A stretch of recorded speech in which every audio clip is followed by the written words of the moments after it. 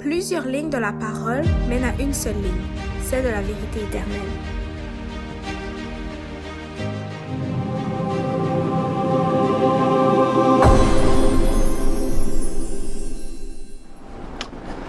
Donc, bonjour à tous et bienvenue à chacun d'entre vous. Aujourd'hui, on va parler de l'amour des plaisirs. Et c'est un sujet que j'espère qu'il pourra toucher les plus jeunes en particulier, parce que aujourd'hui, les jeunes sont plus touchés par ces choses-là. Pas pour dire que les vieux n'en sont pas touchés, mais les vieux ont soit vécu ces expériences-là, soit fait ces choses-là, et peut-être qu'ils ont remarqué que c'était pas adéquat, et donc ils ont connaissance déjà de ces choses-là, mais pour les plus jeunes, j'espère que ça pourra donc les former et aussi leur permettre de réveiller leur sens et de pouvoir les rechercher davantage. Okay? Parce que si j'aurais approfondi chaque point que j'aurais à parler aujourd'hui, ça aurait pris beaucoup trop de temps. Peut-être qu'on n'aurait jamais pu arrêter. Donc, j'ai décidé de vraiment synchroniser ça au maximum, simplifier ça au maximum pour vous donner les éléments nécessaires pour vous amener à comprendre ce que c'est et vous amener aussi à une réflexion personnelle par la suite. Donc, après la venue du péché, après que le péché est entré dans la race humaine, Dieu a dit quelque chose face à la méchanceté de l'homme. Dieu a dit comme suit: « Et l'Éternel vit que la malice de l'homme était grande sur la terre, et que toute l'imagination des pensées de son cœur n'était que mauvaise en tout temps. Et l'Éternel se repentit d'avoir fait l'homme sur la terre, et il en fut affligé dans son cœur. » Ici, ce qui est intéressant, c'est que ça dit que toute l'imagination des pensées de son cœur était que mauvaise. Okay? Quand Adam et Ève ont mangé de l'arbre, du fruit de la connaissance du bien et du mal, non seulement ils ont désobéi à Dieu, qui leur avait interdit de manger de cet arbre, mais ils eurent aussi les yeux ouverts sur ce qui était le mal. Et dans Genèse 3, verset 7, on nous dit: « Et les yeux de tous deux s'ouvrirent. Et ils connurent qu'ils étaient nus, et ils cousirent des feuilles de figuier, se firent des ceintures. » Donc, leurs yeux s'est ouvert sur le mal. Okay? Donc, là, vous avez deux choses ici. Okay? À cause de la désobéissance à Dieu, okay? Donc, ils ont connu le mal. Okay? Et donc, on a vu plus tôt que les pensées des cœurs de l'homme, du cœur de l'homme, étaient que mauvaises en tout temps. Et ça, on parle vraiment au temps de Noé, là. Parce que c'est pas aujourd'hui, on parle au temps de Noé. Donc, notre sermon porte le titre « L'amour des plaisirs ». Et c'est pas pour rien que ça porte ce titre-là, vous allez voir pourquoi. Et dans quelques instants, on va voir ce que, en fait, Christ a dit pour établir ce lien entre le temps de Noé et notre temps. Mais avant tout, j'aimerais pouvoir faire une courte prière avec vous pour implorer la présence du Seigneur parmi nous. Notre Père qui est aux cieux, j'aimerais te prier, Seigneur, pour te remercier de nous permettre de nous réunir aujourd'hui pour étudier ta parole, pour comprendre ce que tu veux nous révéler, ce que tu veux nous amener comme révélation dans ta parole. Puisses-tu donc nous éclairer et nous permettre de comprendre le message du jour, Seigneur, pour que tous et chacun puissent non seulement en ressortir peut-être grandi ou avec des connaissances en plus, mais que nous puissions justement pouvoir mettre en pratique ce que nous allons voir. Puisque nous allons voir aujourd'hui que l'amour des plaisirs, Seigneur, n'est que vanité, n'est que mondanité. Et que tu nous montres et nous pousses à pouvoir nous séparer de ces choses, Seigneur. Et donc, ouvre-nous les yeux, Seigneur, oigne-nous les yeux du collier de ton Esprit Saint pour que nous puissions voir et mettre ces choses en pratique dans notre vie. C'est ma prière au nom de ton Fils Jésus-Christ. Amen. Donc, on va lire le texte qui va nous amener à mettre en lien ce qu'on a pu voir au temps de Noé et dans notre temps d'aujourd'hui. Jésus a dit dans l'évangile de Matthieu, dans Matthieu 24, verset 37 plus précisément, « Mais comme il en était au jour de Noé, il en sera de même à l'avènement du Fils de l'homme. » Okay? Donc, comme l'imagination des hommes était que mauvaise au temps de Noé, l'imagination de l'homme aujourd'hui sera que mauvaise. Okay? Et c'est pour ça que le titre s'appelle « L'amour des plaisirs », parce que l'homme, par son imagination, crée, ça peut être peu importe, ça peut être des médias, créer de la nourriture, créer des boissons, créer, peu importe, créer beaucoup de choses qui ne fait que amener les gens à faire le mal. Okay? Et on est à la fin des temps. Et c'est pour ça que c'est important de prendre compte de ces choses-là. Prendre compte que l'imagination des pensées du cœur des hommes n'est que mauvaise. Ça ne veut pas dire que la personne en tant que telle est mauvaise, mais que l'imagination des pensées de son cœur sont mauvaises. La réalité est que les plaisirs du monde nous amènent seulement à détruire la moralité chrétienne, consciemment ou inconsciemment. Il ne faut pas oublier ça. Et on va revenir dans quelques instants à propos de cela. Et en parlant du mot imagination qu'on a retrouvé dans Genèse, le terme original en hébreu est Yaister. Yaister. Qu'on retrouve ici défini comme ceci. Forme, encadrement, but, cadre. Forme, poterie, image taillée, l'homme formé à partir de la poussière et le 1B, le plus important, but, imagination, dispositif, cadre intellectuel. Donc, on nous parle de but. Okay? L'imagination d'un dispositif dans le cadre intellectuel pour faire le mal ou le bien. Okay? Mais là, n'oubliez pas, on le prend dans le sens négatif, puisqu'on a parlé de l'imagination.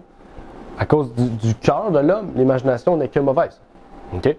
Donc, l'imagination amène des dispositifs dans le cadre intellectuel pour faire le mal. Okay? Donc, c'est-à-dire que l'homme est conscient de créer quelque chose pour faire le mal. Okay? Donc, l'homme est assez intelligent pour créer quelque chose qui semble bien, mais qui est dans le fond mal. Okay? L'homme n'est pas assez stupide pour, justement, pas faire cela. Et on va le voir aujourd'hui. Premièrement, j'aimerais pouvoir parler en lien avec l'imagination. Le but maléfique de la propagande. Est-ce que vous avez une idée de qu'est-ce que c'est que la propagande? Peut-être que vous n'avez pas une définition dans votre tête tout de suite de qu'est-ce que c'est la propagande. Vous avez déjà peut-être une idée. Je ne vais pas en parler, mais on a déjà des idées de propagande, surtout qui sont actuelles. Mais j'aimerais vous citer Edward Barney, en fait qui est le père des relations publiques, qui nous dit dans son livre Propaganda, à la page 44 et 45, la manipulation consciente, intelligente des opinions et des habitudes organisées des masses joue un rôle important dans une société démocratique. Ceux qui manipulent ce mécanisme social, imperceptible, forment un gouvernement invisible qui dirige véritablement le pays. Nous sommes pour un large part gouvernés par des hommes dont nous ignorons tout, qui modèlent nos esprits, forgent nos goûts, nous soufflent nos idées. Ce sont eux qui tirent les ficelles. Ils contrôlent l'opinion publique, exploitent les vieilles forces sociales existantes, inventent d'autres façons de rayer le monde et de le guider. Vous pensez, l'imagination du cœur n'est que méchante. Okay? Quand on parle de propagande, on pense tout de suite justement à ce qui se passe en ce moment, le COVID qui vient justement amener une propagande de peur, mais du contrôle, en fait d'une maladie qui est moins grave en fait qu'une simple grippe. Okay? Donc, en fait, par une maladie simple, ils ont créé quoi? La peur et le contrôle de la masse. Donc, on voit à quel point, en fait, on dit que c'est le gouvernement qui fait ça. Ben, c'est pas le gouvernement, c'est les médias qui font ça. Okay? Donc, le gouvernement, par un pouvoir invisible, contrôle la masse, qui est les médias. Mais allons plus loin. Parce que je ne crois pas que le gouvernement utilise seulement les médias pour amener la peur ou contrôler les gens. William Casey, peut-être que vous ne le connaissez pas, c'est un ancien directeur de la CIA de 1981 à 1990. 1987. Il a dit comme suit en 1981. Nous saurons que notre programme de désinformation est terminé quand tout ce que le public américain croit sera faux. OK? Donc, c'est assez puissant ce qu'ils viennent de dire. OK? Et en fait, c'est un programme qui existe déjà depuis très longtemps. Peut-être vous avez déjà entendu parler de l'opération Mockingbird. Peut-être pas aussi. Non? OK. L'opération Mockingbird, c'est une opération qui a pour but que la CIA influence les médias des États-Unis et de pays étrangers. En fait, depuis 1948, la CIA s'est infiltrée dans les médias grand public mondial pour faire la propagande. Même ceux qui se sont infiltrés dans le cinéma à quelques reprises pour détruire certaines idéologies, comme le communisme, par exemple, dans les années 50 et 60, auxquels les films étaient très centrés. On peut prendre l'exemple de Charlie Chaplin. Il a fait un film sur d'Adolf Hitler. Dans le fond, ça, c'était de la propagande pour montrer que le communisme, c'est des fanfarons. Okay? Mais ça, c'est la CIA qui a fait ça. En fait, on peut appeler ça plus précisément une guerre psychologique. Okay? Ça, c'est un but de créer une guerre psychologique qui a débuté donc par l'invention de la télévision, mais qui aujourd'hui est sur nos ordinateurs, nos tablettes, nos téléphones, même notre montre, à cette heure, et bientôt nos lunettes, parce qu'ils vont sortir des lunettes bientôt. En fait, qu'est-ce qu'il faut comprendre, c'est que toute l'informatique ou toute l'information qu'on a est à risque. En fait, c'est un outil principal pour l'imagination démoniaque de propagande et de destruction morale de Dieu. Il ne faut pas oublier, tout cela apporte à la destruction morale et, on a compris, sociale, etc., que Dieu a mis en place. Okay? C'est ça, la propagande, oui, elle est là pour centrer un but précis pour les gouvernements, mais ces buts-là aussi sont précis pour détruire ce que Dieu veut pour l'homme. En fait, Satan aujourd'hui n'utilise plus pour le moment une guerre physique. Okay? Il ne va pas attaquer directement les gens pour les tuer ou leur dire tu crois ou sinon t'es mort. Non. Satan utilise une guerre psychologique. Une guerre mentale. Et peut-être vous n'avez pas encore une définition très claire d'une guerre psychologique. Je vais vous en donner une tout de suite. Diverses techniques sont utilisées et visent à influencer le système de valeurs, le système de croyances, les émotions, les motifs, le raisonnement ou le comportement d'un public cible. Elles sont utilisées pour obtenir des aveux ou renforcer les attitudes et les comportements favorables aux objectifs de l'auteur. Ils sont parfois combinés avec des opérations noires ou des tactiques de faux drapeaux. Elle est également utilisée pour détruire le moral des ennemis par des tactiques qui visent à déprimer l'état psychologique des troupes. C'est un système qui a été créé pour la guerre. Okay? Vous avez déjà peut-être fait le lien avec le texte, mais à la Deuxième Guerre mondiale, c'est ce qui a été utilisé par les armées américaines et britanniques pour détruire les Allemands. Okay? Ils détruisaient leur cerveau, comme ça les gens étaient déstabilisés, puis c'était plus facile pour les tuer. Okay? Donc, ça c'est des systèmes qui existent encore aujourd'hui, qu'on utilise dans les médias, en fait à gogo. À gogo c'est une expression, mais on peut dire à full pin, ok? On l'utilise vraiment radicalement, ok? Et on voit ici que par des diverses combinaisons, vous avez bien lu, ils veulent cibler un groupe de personnes, ok? Pourquoi? Pour influencer ses valeurs, ses croyances, ses émotions, ok? Donc, tout est créé en fait pour jouer avec les émotions, changer les valeurs des gens, ok? Changer les croyances des gens, ok? Donc, ce n'est pas des objectifs qui sont très favorables pour nous, ok? À moins que la personne qui utilise le média soit un chrétien et on voit que c'est un but divin, ça c'est autre chose, mais quand j'utilise ça, c'est pour la généralité des choses. Okay? Il ne faut pas prendre le sens pour dire que c'est tout le monde, mais il faut prendre dans le sens que c'est généralement dans ce sens-là. Okay? N'oubliez pas, l'imagination des hommes est que mauvaise. Donc en fait, quand la Bible nous dit de sortir du monde, aujourd'hui on inclut aussi de sortir des techniques de Satan pour nous mener une guerre psychologique. Et donc, en limitant toutes choses psychologiques que Satan peut détruire, nous pourrons alors nous concentrer sur les choses du ciel. Okay? Satan n'utilise pas des choses physiques tout le temps.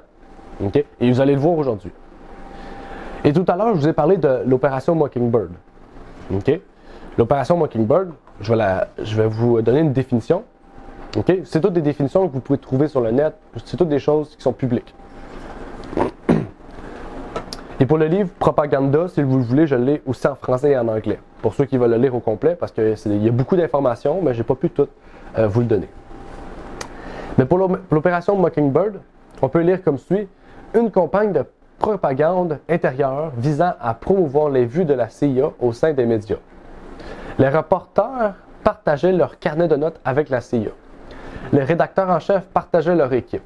Certains des journalistes étaient des lauréats du prix Pulitzer, je ne connais pas, des reporters distingués qui se considéraient comme des ambassadeurs sans portefeuille pour leur pays. L'existence de ce programme qui diffusait la propagande de la CIA par le biais des médias a été catégoriquement niée jusqu'à ce qu'elle soit révélée lors d'audiences du Sénat au milieu des années 70. Les affirmations de la CIA selon laquelle elle a mis fin au programme en 1976 constituent sans aucun doute une nouvelle tromperie. Elle a simplement transféré l'opération à d'autres services d'agence car elle avait été prise en flagrant délit. Okay? Donc ça a été, en fait, à partir des années, je pense, 60 ou 50, je ne sais pas quand est-ce vraiment ça a commencé, mais je pense que c'est les années 60, début 60. Jusqu'en 70, ils ont nié en fait cette existence de cette opération-là. Puis, quand ça a été rendu public, ils ont dit qu'on arrête tout ça 6 ans plus tard, mais ça a été juste transféré à une autre agence, okay? Parce que justement, ils ont été pris, donc ils ne peuvent pas continuer. C'est comme le programme MK Ultra, peut-être vous connaissez ça, MK Ultra, c'est le contrôle mental que la CIA ont pratiqué. Ils ont dit qu'ils ont terminé ce programme-là, tandis qu'ils l'ont seulement transféré à d'autres personnes parce que ça a été rendu public par la Cour suprême aux États-Unis.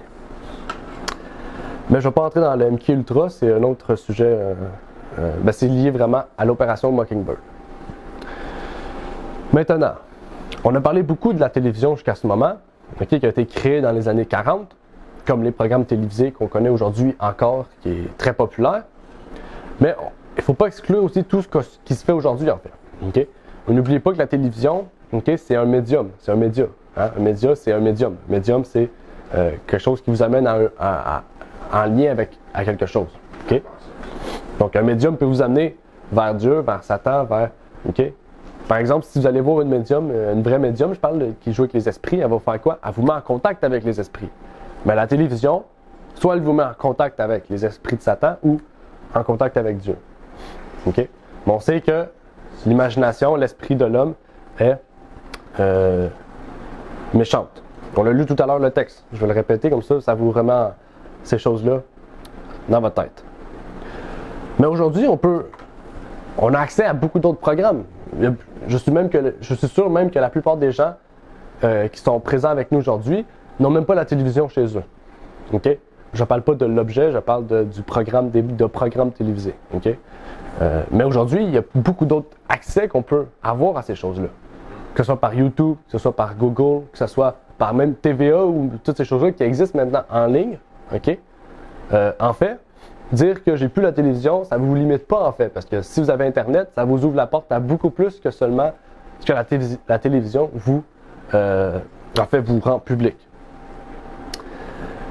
Mais depuis plusieurs années, YouTube, ces autres plateformes, que ce soit Twitter, Facebook, Instagram, en fait les GAFA, okay, GAFA, ce sont les grandes plateformes, Google, Amazon, Facebook et Apple, en fait, nous ferment la porte de plus en plus à la liberté, qu'elle soit individuelle, qu'elle soit sociale. Okay? Elle nous ferme de plus en plus la porte à la liberté. Okay? Et restreint de plus en plus les vidéos, les types de publicités qu'on met. Récemment, toutes les publicités qui visent l'Église catholique ou qui visent les homosexuels ont été supprimées de Facebook. Donc, si tu fais une publicité, tu dis « l'homme du péché, c'est la papauté », tu ne peux pas mettre cette publicité-là sur Facebook. Tu n'as pas le droit. Parce que tu attaques l'Église catholique.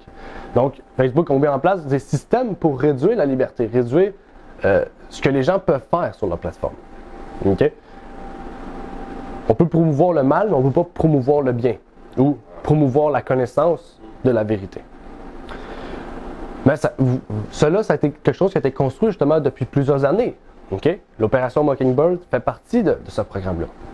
Mais on va aller plus loin. Parce que, en parlant de la télévision, on inclut aussi dans cela, on peut pas inclure YouTube, c'est toutes ces plateformes-là en fait. Okay? Et j'aimerais vous parler de Anton LaVey. Est-ce que ça vous dit quelque chose, Anton LaVey? Ça vous dit rien? OK. Ça serait supposé vous dire quelque chose. Oui, c'est peut-être récent, mais bon, moyennement récent. OK? Anton LaVey, c'est le fondateur de l'Église de Satan. Il a dit comme suit à propos de la télévision. Le téléviseur ou l'hôtel familial satanique est devenu de plus en plus élaboré depuis le début des années 50.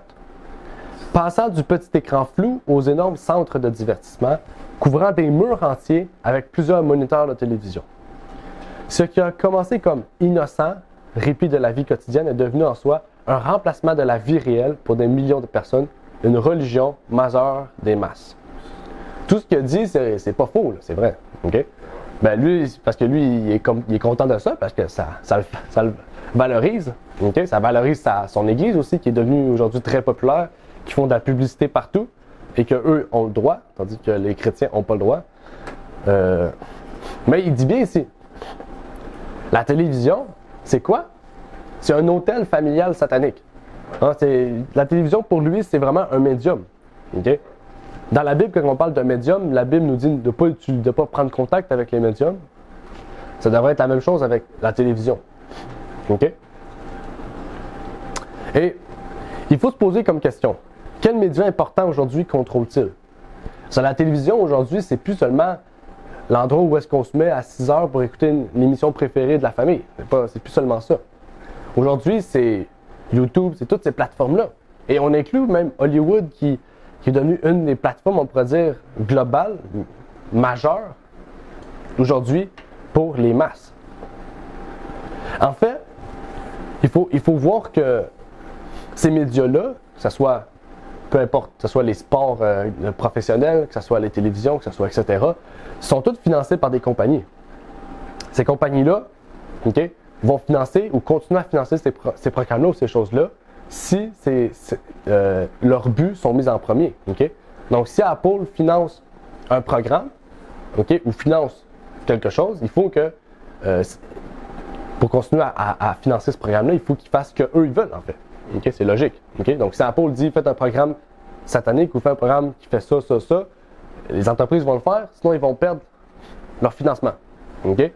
Donc, en fait, plus une compagnie est grosse, plus qu'on est financé, plus qu'on est à risque, en fait, d'être corrompu. Okay?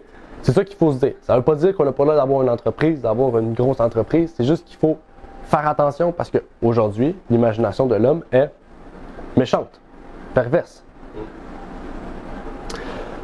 Mais le principal à savoir, c'est pas de dire qu'Hollywood, c'est satanique, même si c'est le cas, mais c'est de savoir c'est quoi la théologie, c'est quoi qu'Hollywood préconise. Okay?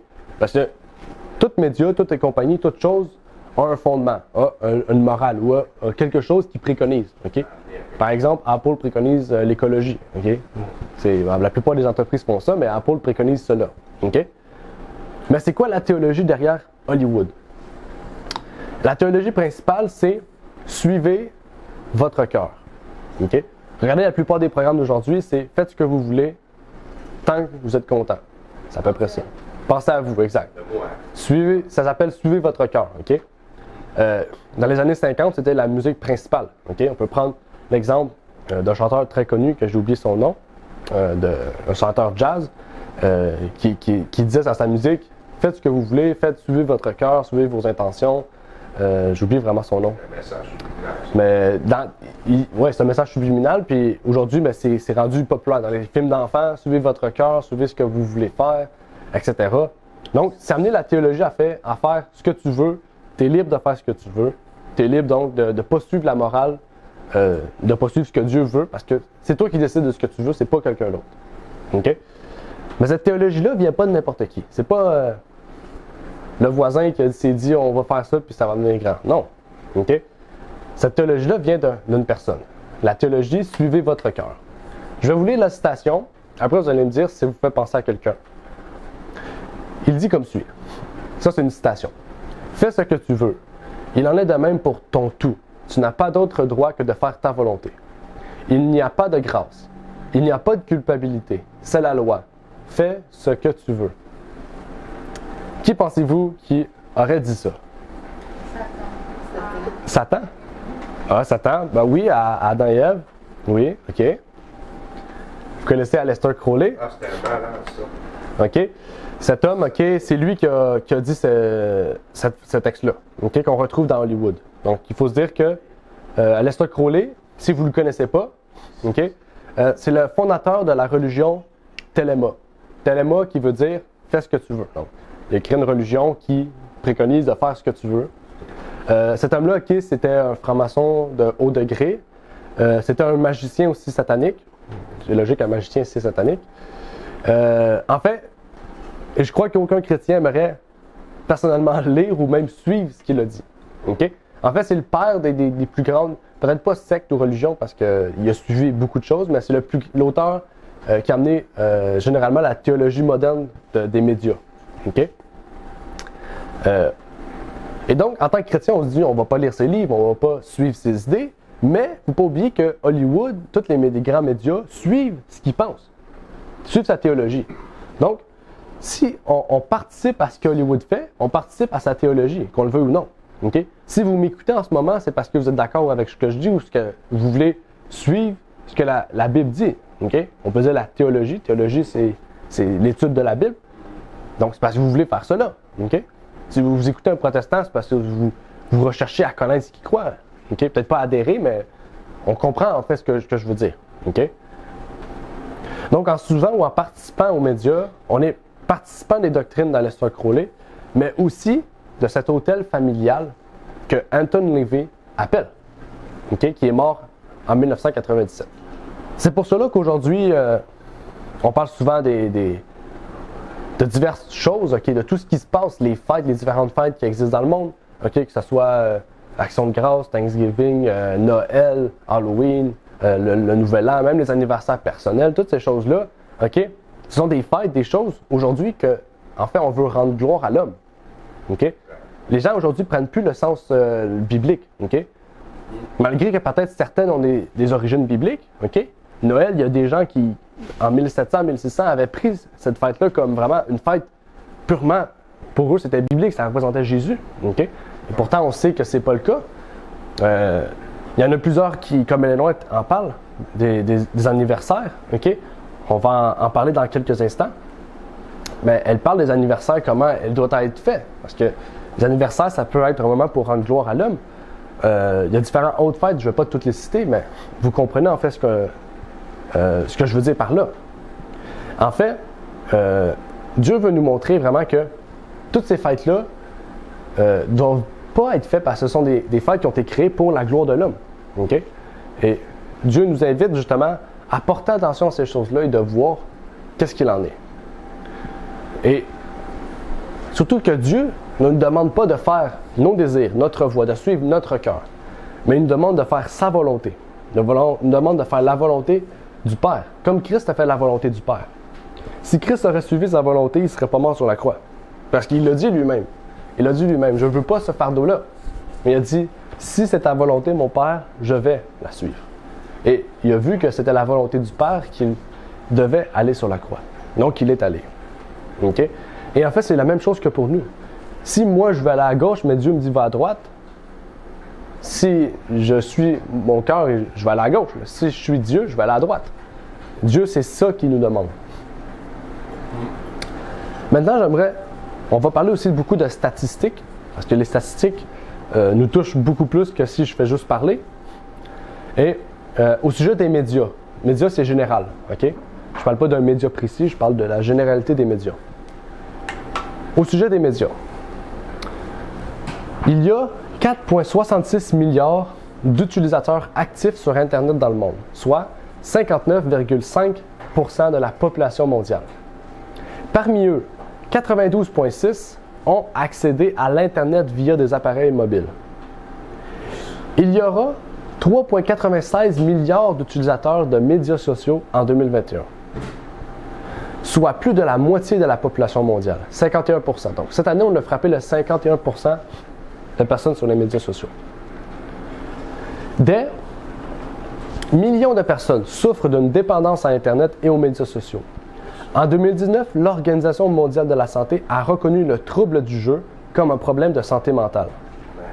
On estime qu'il y a actuellement 2,7 millions de joueurs dans le monde. Okay? Les utilisateurs passent en moyenne 2h23 minutes par jour sur les médias sociaux. Facebook, Twitter, TikTok, YouTube, Instagram, Facebook, Messenger, etc. Dernière statistique, les statistiques indiquent que certains adolescents passent un lavage de cerveau de 9 heures par jour. Ouais, la traduction, c'était pas exactement ça, mais j'ai laissé de même parce que c'est pas mal ça. Passent un lavage de cerveau de 9 heures par jour sur les médias sociaux, se divertissant en regardant des vidéos, en écoutant de la musique, en discutant avec leurs amis ou en jouant à des jeux. OK?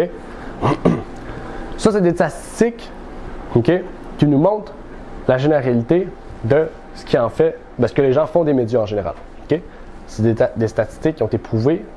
On parle de l'Organisation mondiale de la santé, l'OMS. C'est des preuves en général qui ont été faites aux États-Unis. Mais j'aimerais parler des effets secondaires que peut causer ces choses-là. OK? Donc, j'ai fait d'autres recherches pour ajouter des effets secondaires. En majorité, les études ont été faites sur les enfants parce que les enfants sont en phase de construction, que ce soit leur cerveau, que ce soit leur corps, etc. OK? Donc, il y a beaucoup plus d'effets secondaires sur les enfants que sur les adultes parce que les enfants sont en construction mentale, du cerveau, du corps. Donc, maintenant, je vais vous parler d'effets. OK?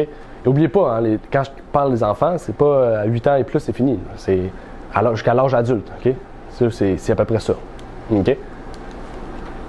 Là, c'est statistiques des écrans. Donc, on parle d'écran, on parle d'ordinateur, etc. Utiliser plus de 7 heures par jour présente un amincissement prématuré du cortex, soit un vieillissement prématuré du cerveau. Le temps passé sur l'écran affecte des difficultés d'attention, de manque de sommeil, du risque de dépression ou encore d'obésité et une baisse des capacités cognitives. Définition, ce sont les capacités de notre cerveau qui nous permettent d'être en interaction avec notre environnement. Elles permettent de percevoir, se concentrer, acquérir des connaissances raisonnées, s'adapter et interagir avec les autres. Donc, quand on parle aujourd'hui des gens qui sont TDAH, c'est causé par ça. Okay? Il y a beaucoup d'enfants qui sont TDAH qui, en fait, ne le seraient pas s'ils passeraient beaucoup moins de temps sur les médias et Internet. On continue. Les enfants qui passent plus de 2 heures par jour sur les écrans ont de moins bonnes capacités cognitives. Okay? La science dit qu'il faudrait passer 2 heures et moins par jour sur les écrans. Okay? Okay? Ceux qui travaillent, okay? Parce qu'il y en a qui travaillent derrière l'écran, il y a des méthodes de travail. Okay? Les méthodes de travail générales qu'on utilise, parce que moi je travaille derrière l'écran, donc j'ai dû étudier ça. On nous dit souvent de faire 1 heure d'écran, 15 minutes de pause. 15 minutes de pause, c'est-à-dire se lever, aller marcher, prendre l'air. Il faut faire ça. Il faut bouger pendant 15 minutes pour qu'au moins on se déprogramme, puis on retourne 1 heure, 15 minutes. J'ai appris à faire ça depuis 1 année, donc puis vraiment ça l'aide. On continue. Développement de la pensée zapping. Okay? Zapping, c'est une pensée rapide et superficielle qui crée un désintérêt de tout ce qui n'est pas numérique. Okay? Le zapping, c'est une expression scientifique qui existe aujourd'hui. Zapping, ça veut dire que ceux qui passent trop d'écran sur les médias, ils ne voudront plus lire, ils ne voudront plus écrire, ils ne voudront plus s'intéresser à l'école, etc. Okay? À tout ce qui est hors du numérique. Okay? Donc, pour ne pas être touché par ça, okay, les recommandations canadiennes, comme je vous dis tout à l'heure, c'est 2 heures maximum d'écran par jour, okay? 9 à 11 heures de sommeil par jour et 1 heure d'activité physique par jour. Ça, c'est les recommandations canadiennes pour limiter ou vraiment enlever. Là, habituellement, je vous aurais montré juste le négatif, j'ai rajouté le positif pour vous aider. C'est le minimum, c'est 2 heures d'écran par jour, 9 à 11 heures de sommeil et 1 heure d'activité physique par jour. Et n'oubliez pas aussi que le sommeil, okay, parce que pour les enfants et les adultes, ça varie. Okay? Plus qu'on vieillit, moins qu'on a besoin de sommeil. Okay? Donc, en général, les bébés, c'est 20 heures. Okay? Plus qu'on avance, c'est 11 heures. Comme à mon âge, moi, c'est plus 7 à 9 heures. Okay? Puis, en vieillissant, ça peut être de 5 à 7 heures, etc. Okay? Donc, je vous prie d'aller faire vos recherches pour cela. Je ne suis pas un expert, mais sur Internet, il y a beaucoup d'experts qui montrent ces faits-là. Donc, on a vu que les médias, et plus précisément les écrans, ont des effets sur la santé mentale et physique. Okay? Surtout sur les enfants, parce qu'ils sont en construction. Mais sur tous les êtres humains, ça va avoir des effets négatifs. Okay? Je connais même des gens personnellement qui portent des lunettes à cause qu'ils ont trop fait d'écran. Okay? À cause qu'ils sont trop proches, à cause que la nuit, les écrans sont pas la lumière bleue qu'on appelle, le blue LED. Donc, les lumières bleues qu'on utilise sur les écrans. Donc, vraiment, ça affecte toutes les classes. Ce n'est pas seulement les enfants que je visais, mais il y a beaucoup d'études sur les enfants. En 2007, il y a une autre étude qui a été faite sur les statistiques de télévision qui nous dit comme suit. Depuis le début des années 60, les preuves s'accumulent pour suggérer que l'exposition à la violence à la télévision, dans les films, les jeux vidéo, les téléphones portables et sur Internet, augmente le risque de comportement violent de la part du spectateur, tout comme le fait de grandir dans un environnement rempli de violence réelle augmente le risque de comportement violent. Un enfant moyen, verra 8000 meurtres à la télévision avant de terminer l'école primaire. Ça, c'est des études aux États-Unis. À 18 ans, l'Américain moyen a vu 200 000 actes de violence à la télévision, dont 40 000 meurtres. Lors d'une réunion à Nashville, Tennessee, en juillet dernier, le docteur John Nelson de l'Association médicale américaine a déclaré que si 2888 études sur 3000 montrent que la violence à la télévision est un facteur occasionnel de la violence dans la vie réelle, c'est un problème de santé publique. Donc la télévision, les médias, c'est un problème de santé publique. Okay? Que ce soit l'augmentation de la violence, de la sexualité, etc. Lui, il a dit, si 80% et plus des études montrent que ça augmente la violence, c'est que c'est un problème de santé publique. C'est pas un problème de cas. L'American Psychiatric Association, donc l'Association américaine de psychiatrie, aborde ce problème dans son soutien à la Semaine nationale d'arrêt de la télévision, en déclarant « Nous nous préoccupons depuis longtemps de l'impact de la télévision sur le comportement, en particulier chez les enfants. » Okay? Donc, il y a vraiment une association aux États-Unis qui combat la télévision, les médias, qui font des études pour montrer les preuves des effets secondaires, en particulier chez les enfants, parce que, n'oubliez pas, ils sont en construction. Okay? Leur corps, leur mentalité, tout est en construction. Dire donc que c'est seulement un film n'est pas valide ou n'a jamais été valide, dire que c'est seulement ça qui n'est pas valide, c'est en fait raccourcir en fait ce que les faits nous montrent en ce moment. En fait, tout cela a un but. Quand on dit que la fin des temps ressemblera à Sodome et Gomorrhe, ou que ressemblera au temps de Noé, ce n'est pas seulement en impureté sexuelle ou en violence ou en augmentation de l'homosexualité, en satanisme, en idolâtrie. Parce que n'oubliez pas, à l'époque de Noé, c'était des gens qui ont dû sûrement connaître la voix de Dieu, qui l'ont refusé, ou qui étaient même peut-être chrétiens, qui n'ont rien voulu savoir. Les gens de Sodome et Gomorrhe aussi. Okay? On en voit la preuve. Okay? À cause de Lot, d'avoir laissé ses filles dans le monde, mais en fait, ses filles ont trouvé la mort. Et ils ont commis un acte avec leur père. Un acte d'impureté, qui était condamné par Dieu comme un péché grave dans Lévitique. Et ça nous amène au prochain point. Il y a des points aussi que je voulais préciser. Et ça, c'est un des points que je voulais préciser. Et donc, j'aimerais pouvoir parler... j'ai voulu parler de ça aussi précisément parce que moi-même, j'ai été atteint par ça auparavant. Et récemment, j'ai écouté une autre vidéo sur le sujet et je me suis dit, il fallait que j'en parle. Parce que c'est vrai que c'est aujourd'hui, en fait, très grave. Ben, en fait, très grave. Vous allez voir, vous allez dire, c'est pas grave, mais quand je vais vous en parler, vous allez voir, vous allez dire, c'est grave. On parle souvent des super-héros. En fait, les super-héros, aujourd'hui, c'est un peu la mode, c'est la grande mode. OK? C'est la grande mode, OK? Tu rentres chez Walmart, c'est ça que tu vois en premier. Partout, c'est ça qui apparaît. Tu rentres partout, en fait, c'est ça qu'ils voient. On voit les super-héros sont partout. OK? Donc, aujourd'hui, les gens les appellent un peu les nouveaux dieux. C'est les nouveaux dieux modernes, en fait. On idolâtre ces personnes-là. On en fait on en fait justement des cas importants. OK? Et peu importe où est-ce que vous allez, en fait, on les voit partout. OK? En fait, c'est un outil principal, justement, pour amener la propagande. OK? N'oubliez pas, quelque chose qui est populaire est à risque grave d'avoir de la propagande. OK? Et ça, c'est un grand risque de propagande. J'ai pris quelques exemples de propagande qu'on retrouve dans ces films-là. OK? Quand je dis propagande, c'est pas... on va pas parler de dire « Ah, Apple qui finance et dire « Ah, mettez une pomme à quelque part pour montrer qu'on est là ». Non. Okay? Propagande, c'est une idéologie, une théologie qui est prônée. Okay? Je l'ai mis à jour de 2021. Okay? Donc, j'ai fait quelques recherches sur Internet pour ramener ces choses-là. La série WandaVision, par exemple, prône la magie et le contrôle mental. Okay? Donc, le MK Ultra que je vous ai parlé tout à l'heure, c'est ça qu'ils prônent. Okay?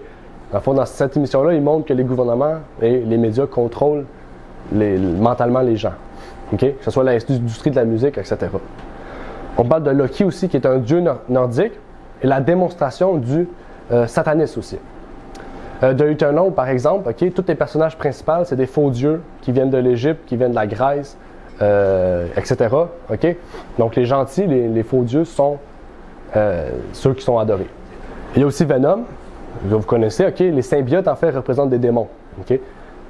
Comment on peut voir ça? En fait, ces personnes-là qui rentrent dans le corps des humains, puis ces personnes-là entendent des voix dans leur tête qui leur disent quoi faire. Donc c'est des démons en fait. Ça paraît peut-être pas, mais c'est des démons. Okay? Donc les symbiotes, c'est une race de démons, okay? Qu'on appelle aussi anti-héros. Anti-héros, ça veut dire que c'est pas un méchant, mais il peut être gentil comme il peut être méchant. Donc, il montre ici les démons comme étant des choses qui sont positives, mais négatives. Okay?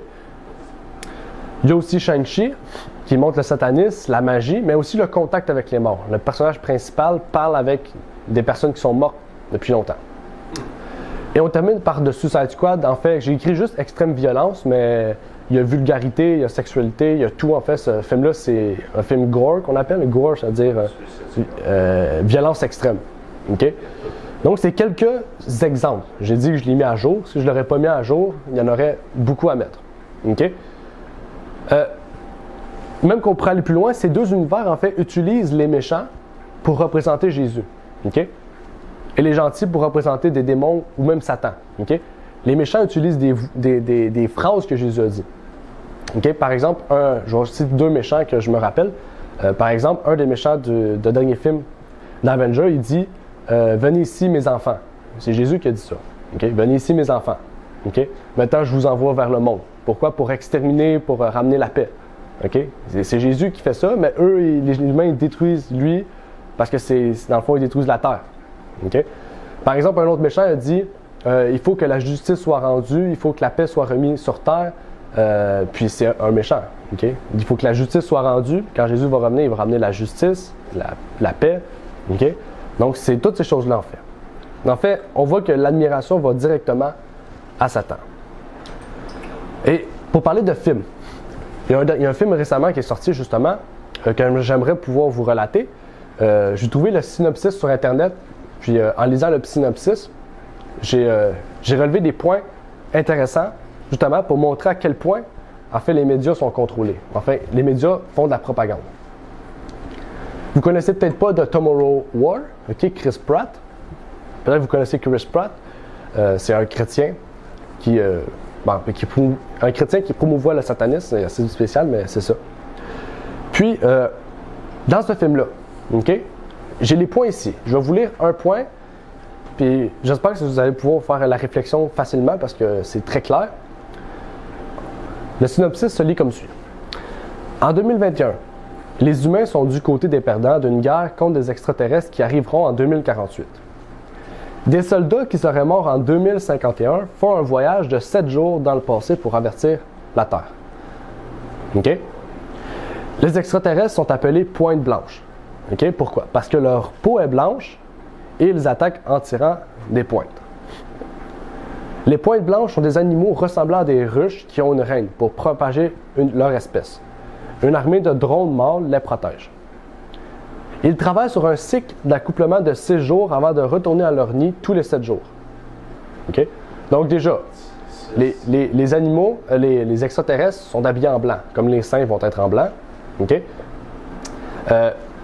Ils ont un cycle de 6 jours et se reposent le 7e jour. Okay? On va continuer.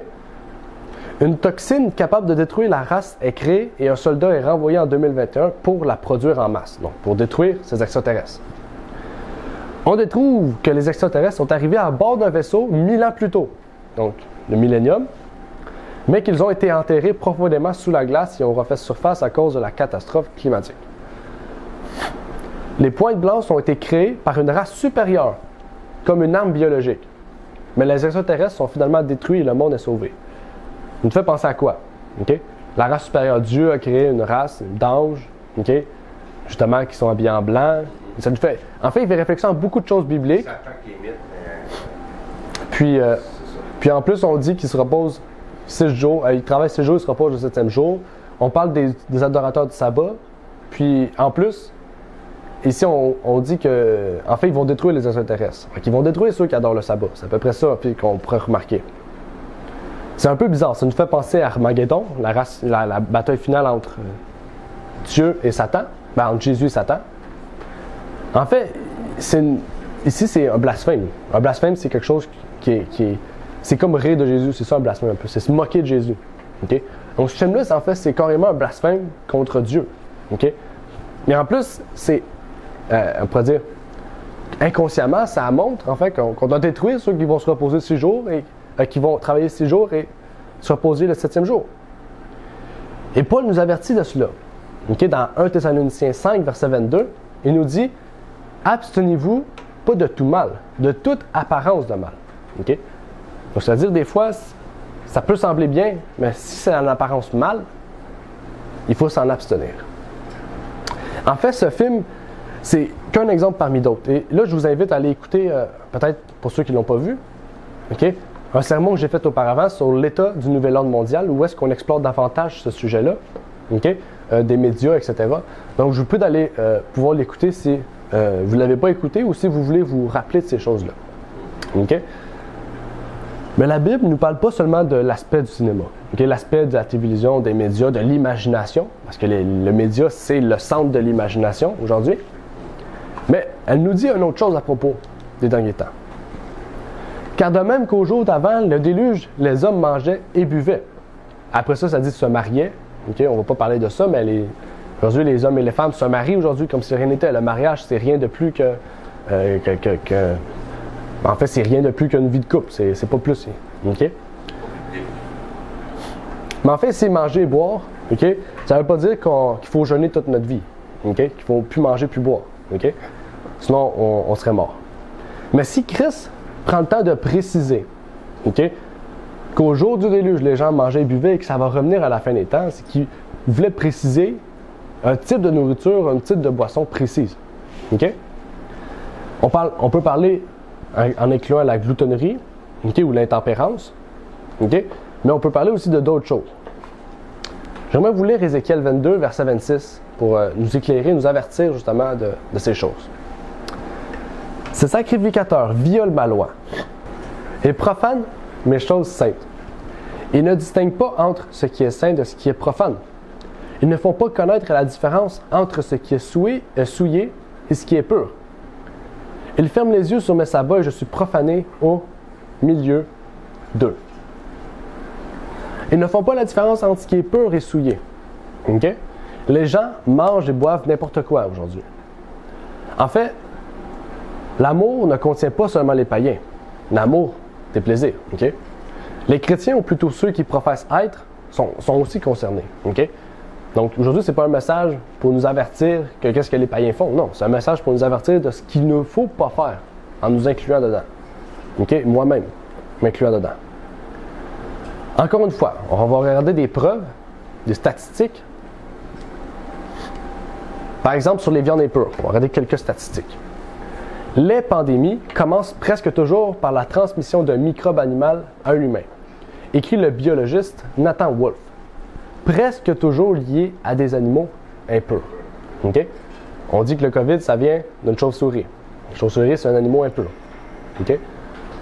Et je vous invite à aller écouter notre série sur Lévitique 11. Lévitique 11, on a fait 3 parties sur les preuves bibliques, scientifiques et historiques des viandes pures et impures.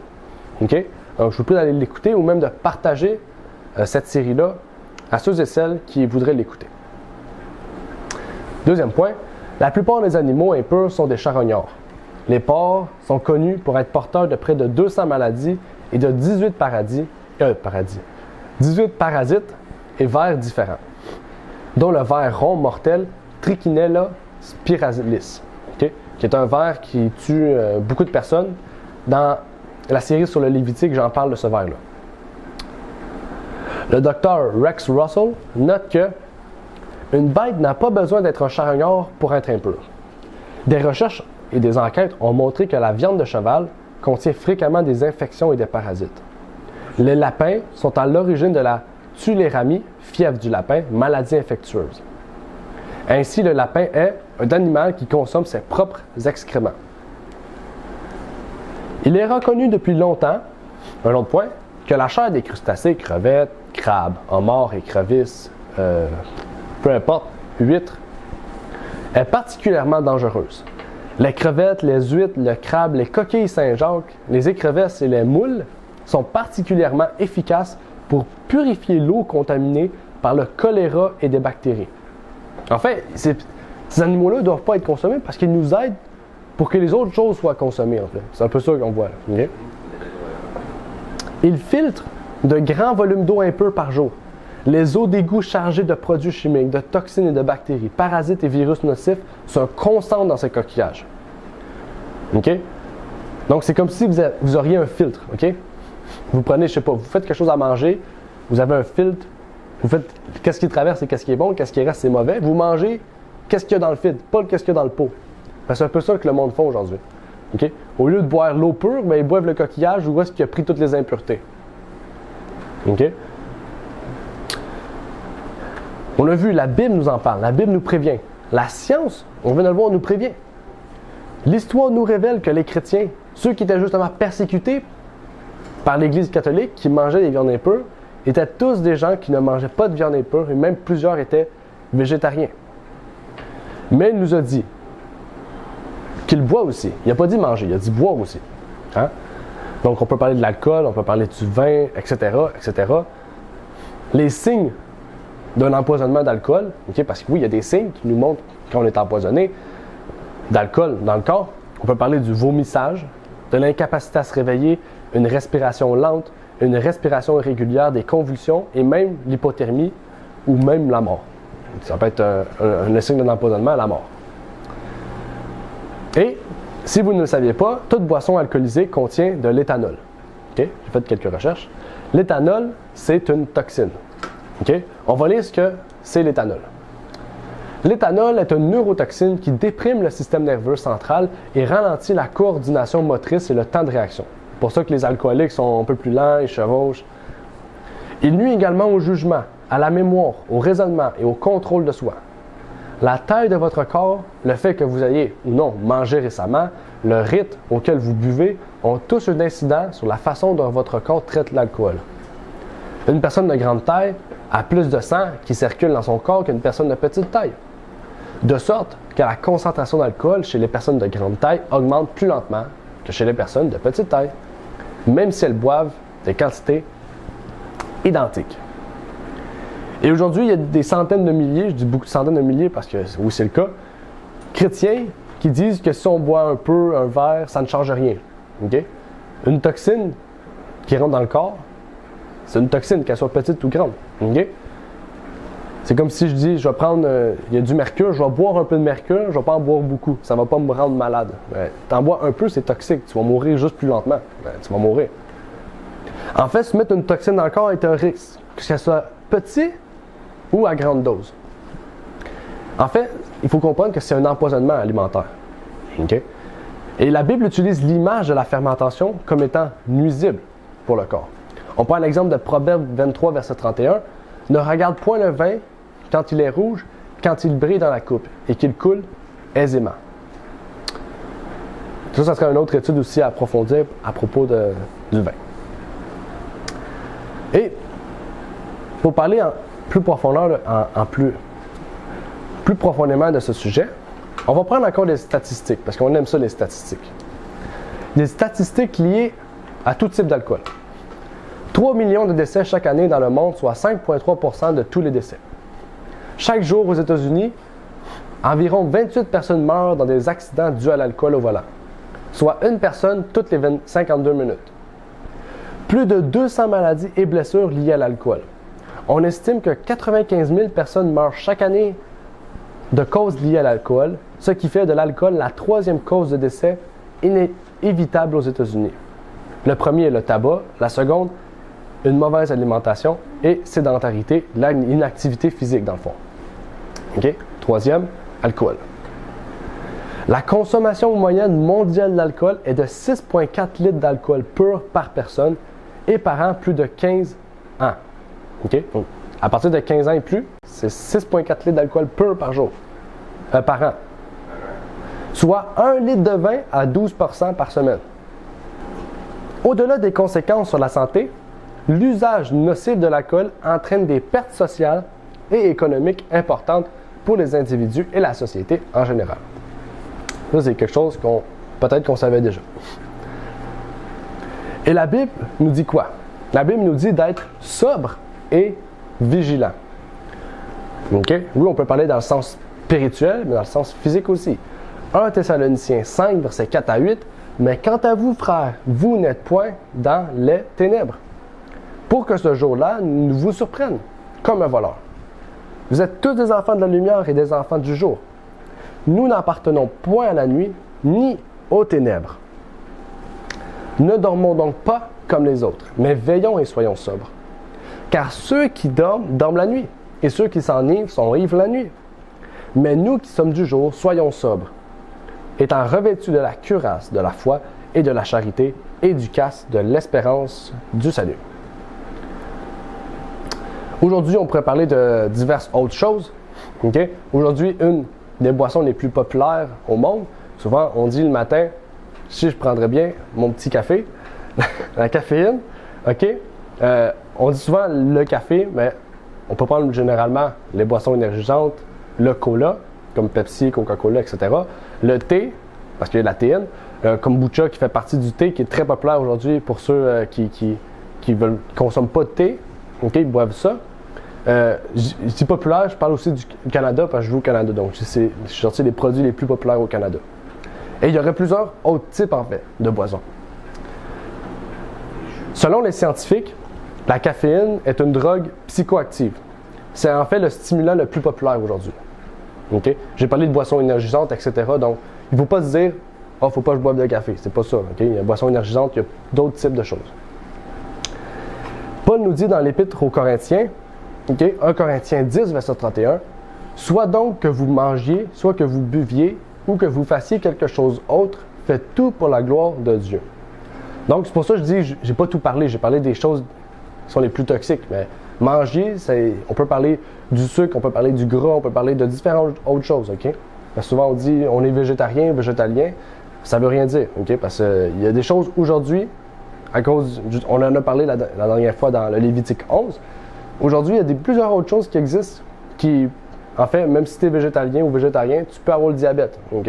Parce qu'il crée des variantes de viande, des variantes de sucre. Et c'est un risque aussi pour notre santé. Donc, en fait, j'aurais pu parler de beaucoup d'autres points, OK? Que ce soit le boire ou le manger. On aurait manqué de temps, OK? Donc, on aurait pu parler donc du mariage, on aurait pu parler de la musique, OK? Mais aujourd'hui, je vais vous présenter les points importants, les versets bibliques qui nous montrent justement qu'on doit se détacher de l'amour des plaisirs. OK? Donc, aujourd'hui, je vous parle personnellement, que ce soit aux parents, que ce soit aux enfants, que ce soit aux personnes âgées, etc. On est tous concernés par ces choses-là. OK? En fait, Dieu nous appelle à, oui, nous détacher de ces choses-là, mais surtout à porter attention. Dieu nous appelle à porter attention. OK? À tout ce que nous faisons, à tout ce que nous regardons, à tout ce que nous écoutons, pour que tout soit fait pour la gloire de Dieu. Et j'aimerais terminer par un passage de l'Esprit de prophétie dans Conquérant Pacifique à la page 465. L'apôtre cherchait à démontrer aux croyants qu'il est très important de ne pas laisser errer sa pensée sur des choses défendues ou d'employer son temps à des questions frivoles. Ceux qui ne veulent pas devenir la proie de Satan feront bien de veiller attentivement sur leur âme en évitant de lire, de voir ou d'entendre ce qui pourrait leur suggérer des pensées impures. C'est pour ça qu'on dit, on a lu tantôt de Paul, toute chose qui semble être de mal. Okay, j'ai oublié la structure. Tout ce qui a d'apparence au mal. Ça dit ici, éviter de lire, de voir ou d'entendre ce qui pourrait leur suggérer tout ce qui est d'apparence, à des pensées impures. Que leur esprit ne s'attarde pas sur n'importe quel sujet présenté par l'ennemi de quoi? De toute justice. Il ne faut pas oublier, l'amour des plaisirs nous apporte à quoi? À devenir ennemis de toute justice, de ennemis de la justice de Dieu. Et mon invitation ce matin, c'est que nous puissions retenir ferme la parole de Jésus-Christ pour la mettre en pratique dans notre vie. Et donc, je vous dis que Dieu vous bénisse. Amen. Je vais terminer par une prière avant de vous laisser pour le chant final. Notre Père qui est aux cieux, j'aimerais te prier, Seigneur, et te remercier de nous permettre d'avoir pu discuter de ces choses, qui nous permet de voir ce que ta parole nous a révélé sur les choses du monde, Seigneur. Tu nous montres, non seulement par ta parole, mais par des faits scientifiques, par l'histoire, en fait, Seigneur, que l'amour des plaisirs nous amène à une destruction morale, une destruction physique, une destruction mentale, même une destruction de cette justice que tu veux nous imputer en nous, Seigneur. Et donc, que nous puissions être attentifs, que nous puissions être clairvoyants, que tu puisses nous oindre les yeux par le Saint-Esprit, Seigneur. Donne-nous le collier qui nous permettra de distinguer le bien du mal, Seigneur. Et donc, c'est ma prière pour chacun d'entre nous, Seigneur, qu'on soit jeune, qu'on soit plus vieux, qu'on soit en âge d'être conscient, Seigneur. Puisses-tu nous éclairer et nous permettre de garder ferme la parole de Dieu pour la mettre en pratique dans notre vie. C'est ma prière au nom de ton Fils Jésus-Christ. Amen. Merci d'avoir écouté cette vidéo. Pour plus de contenu, abonnez-vous sur notre site Internet. Il est également possible pour vous de nous suivre sur notre page Facebook et de nous contacter par email.